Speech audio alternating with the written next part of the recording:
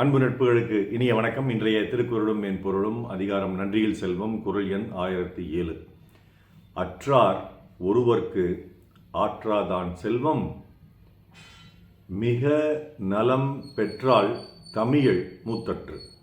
எந்த விதமான ஆதரவும் இல்லாத ஏழையினுடைய துன்பத்தை போக்காமல் ஒருவன் வைத்திருக்கக்கூடிய செல்வம் என்பது மிக அழகிய நல்ல பெண்மணி துணை ஏதுமின்றி தனி ஆளாக வயது மூப்பு அடைவதை போன்றது. The wealth of a person which is not donated to the needy to smoothen his problems is like a beautiful lady getting old without having a good companion.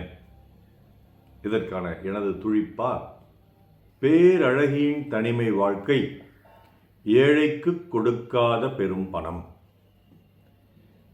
பெரிய பணக்காரர்கள் இருக்காங்க, அவங்களை நாடி எப்பொழுதுமே ஏழைகள் வந்து உதவி கேட்பாங்க, அல்லது அவங்களே ஏழைகளை பார்த்து உதவி செய்வார்கள். இப்படி செய்யாமல் வைத்திருக்கக்கூடிய பணம் என்பது ஒரு மிக அழகிய பெண்மணி, மிக நல்ல பெண்மணி,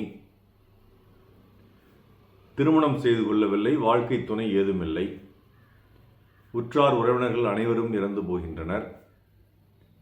அப்படி ஒரு தனி உறவு பெண்மணியாக இருக்கக்கூடிய அந்த பெண், தனி ஆளாக இருக்கக்கூடிய அந்த பெண் வயதாகி மூப்படைகிறாள். அவளுடைய அழகையோ நல்ல குணத்தையோ ஆராதிக்கக்கூடிய, அனுபவிக்கக்கூடிய உறவு ஏதும் இல்லாமல் அவள் தனியே அப்படி முதறுகிறாள். அதனால் என்ன பயன் அல்லது என்ன பலன் அவளுக்கும் சரி மற்றவருக்கும் சரி? இதைத்தான் ஐயன் இந்த குறளில் ஒரு உவமையாக கொண்டு வந்து சொல்கிறார். 2 விஷயங்கள் சொல்லிடுறார். ஒன்று, உங்கள்கிட்ட இருக்கிற பணம் தேவையான ஏழைகளுக்கு தேவைப்பட்ட சமயத்தில் கொடுத்து உதவுவதற்குத்தான் உங்களிடம் பணம் இருக்குது அப்படிங்கிறத சொல்லிடுறார். 2வது, நீ நல்ல அழகான பெண்மணியாக இருந்தால், நல்ல பெண்மணியாக இருந்தால் உனக்கு ஒரு துணை அவசியம் அப்படிங்கிறதையும் சொல்லிடுறார். அந்த துணை உனக்கேற்ற துணையாக நீ தேர்ந்தெடுத்து கொள்ளலாம், ஆனாலும் உனக்கு ஒரு துணை அவசியம். அப்படி இல்லை என்றால் உன்னுடைய வாழ்க்கையும் பாழாகிறது என்ற இன்னொரு கருத்தையும் இந்த குறளில் ஐயன் மிக அழகாக சொல்கிறார்.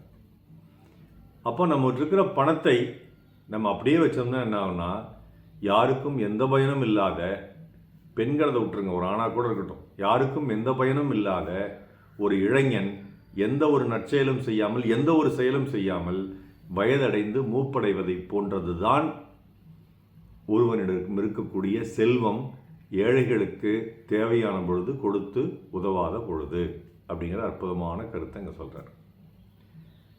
அற்றார்க்கு ஒன்று ஆற்றாதான் செல்வம், மிக நலம் பெற்றால் தமிழ் மூத்தற்று.